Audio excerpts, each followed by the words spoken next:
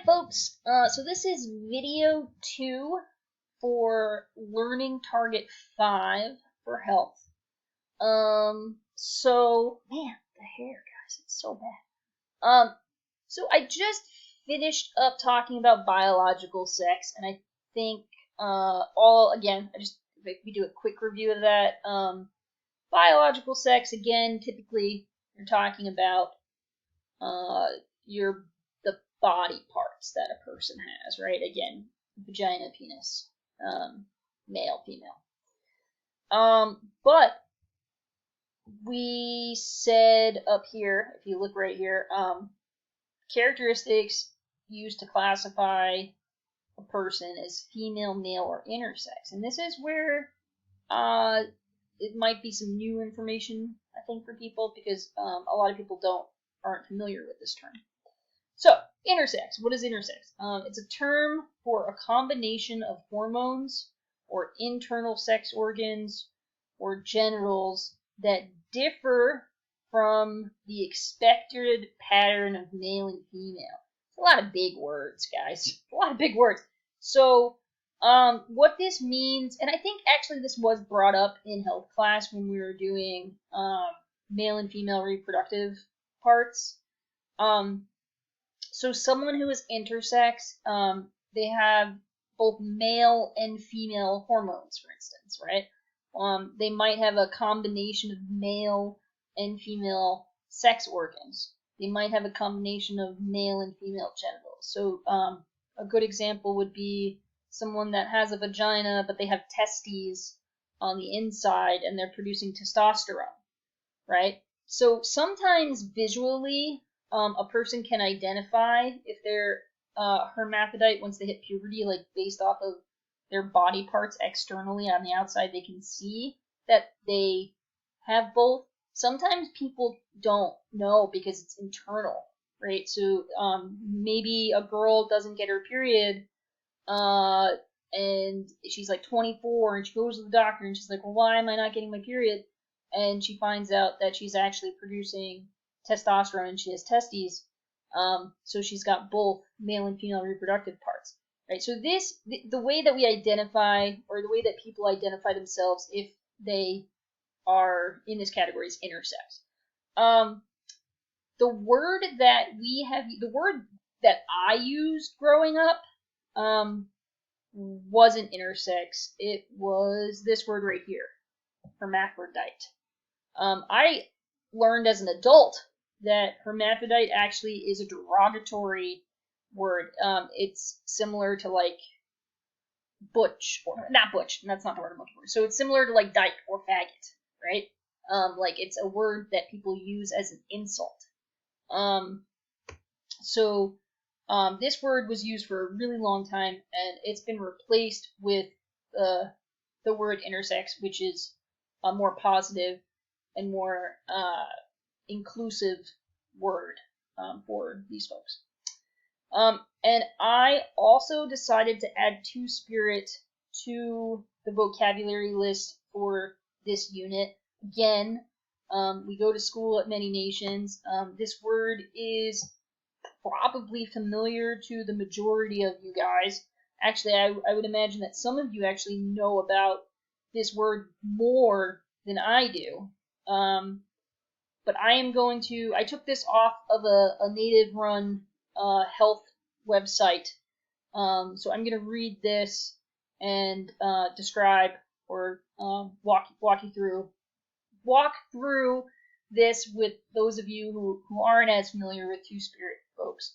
So it says, traditionally Native American two-spirit people were male, female, and sometimes intersexed individuals who combined the activities of both men and women with traits unique to their status as two-spirit. In most tribes, they were considered neither men nor women. They occupied a distinct alternative gender status. I think this is really cool. So we in America live in this gender binary. We learned that term last week. If you don't remember what it means females do things like this, males do things like this, right? The female box is over here, the male box is over here. Mailbox. Mail, like, you know, delivering a letter. That was funny. So, boys like blue and girls like pink, and boys should become construction workers and girls should be nurses. All of these stupid things that go in this boy and girl box. So the idea here is that for Native American people, Two-Spirit was its own box, and that's really, really cool. That's really cool, because a lot of people in the United States, or a lot of other places, if you're intersex, you don't have a box. And what I mean by that, guys, is say, I'm not sure if this is going to work very well, but say this is the box for female, and this is the box for male, and say someone is like here. They don't really fit in the female box. They don't really fit in the male box. They're kind of doing their own thing in the middle. And when we see this as a society,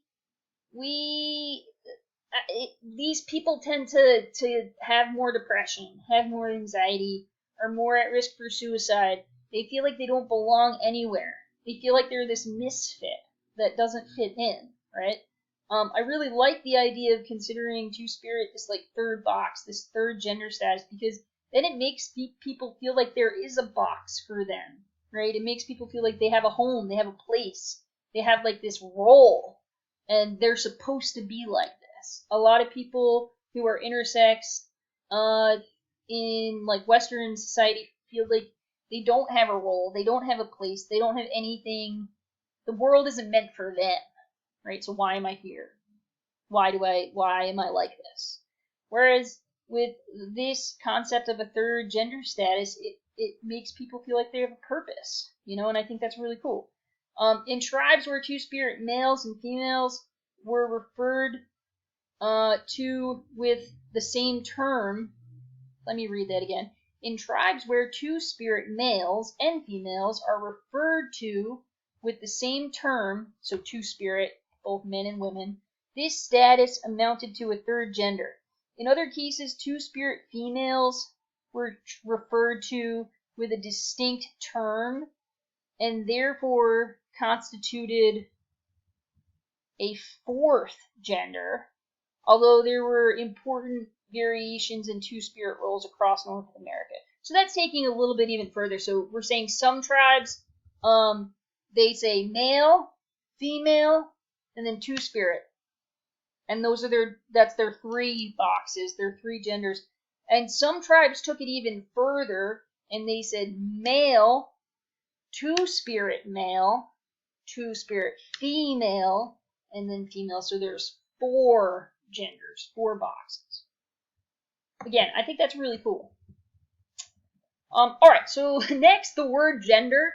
So this, I want you to think about this for this entire assignment. You're going to have lots of questions to answer, and I want you to, when you're answering, guys, you have to go back to these vocabulary words, right? So this is, when we're talking gender, this is what we're talking about here.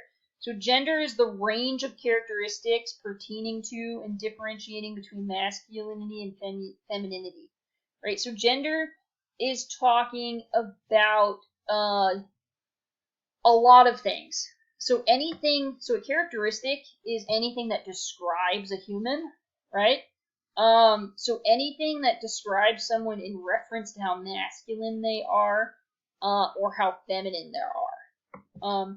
Like I said last week, we live in this gender binary, right? Where you either have to be a man or you have to be a woman. But there are gender fluid people, right? We talked about that too. The idea that a gender fluid person isn't quite male, they're not quite female, they're in between. They're not intersex because they don't have both parts, but maybe they identify as somewhere in between, right? That concept of gender fluidity. Okay, and then we have, so that's gender, so then there's the word transgender. And this word in particularly I think is important for this week. So a gender description is for someone who has transitioned or is transitioning or who wants to transition from living as one gender to another. So if someone identifies as transgender, that means biological, so say I'm going to use another word here, their biological sex, say it was female when they were born. So this means they were born with a vagina. On their entire life, they never felt female. Fine, you look down, you see a vagina, but you don't feel female. You feel like it's almost like a mistake, right? It's not supposed to be there. So a transgender person would be a person who might have been born female, but they live their life as though they are a male, and they do feel and identify as a male. If you were to ask them if they were a man or a woman, even though they were born with the vagina, they would say that they're a man. And that is the idea of transgender. Again, transgender can be a man that transitions to a woman, or a woman that transitions to a man. And again, this could be a person who hasn't transitioned yet, who's thinking about transitioning. It can be a person who's in the middle of their transition, and it also could be a person who is 10 years past transitioning, right?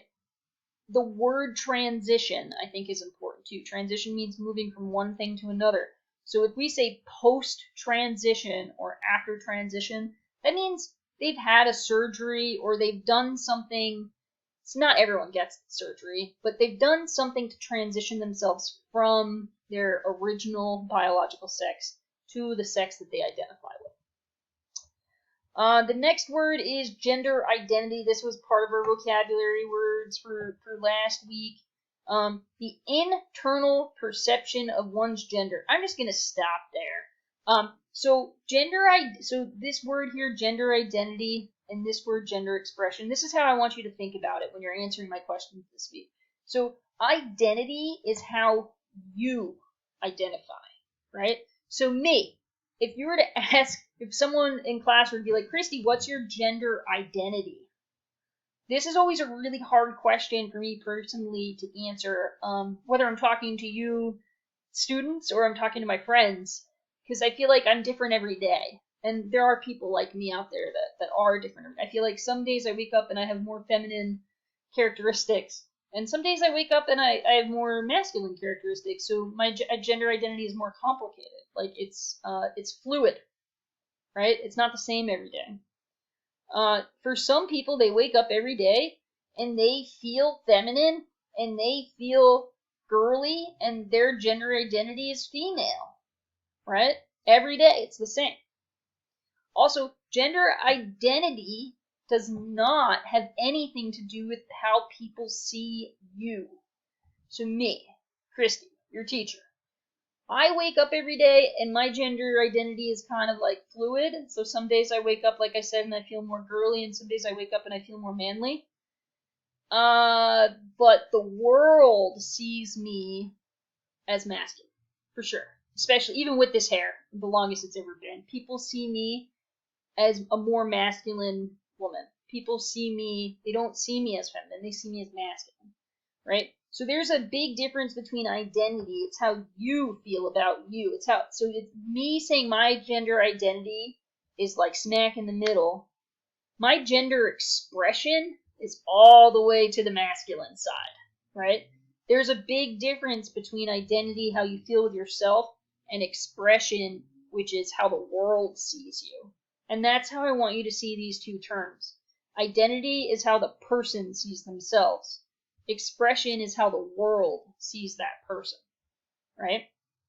So again, identity, an internal perception of one's gender and how they label themselves based on how much they align or don't align with what they understand their options of gender to be. I'm actually going to get rid of most of this because I think it's confusing. All I want you to know is it's the internal perception of one's gender and how they label themselves. That's what I want you to know. This is the end of video 2. So I will see you shortly for video 3. Again, I think watching these videos, guys, very important to giving me the answers I'm looking for the reflection questions this week and understanding the video. Peace!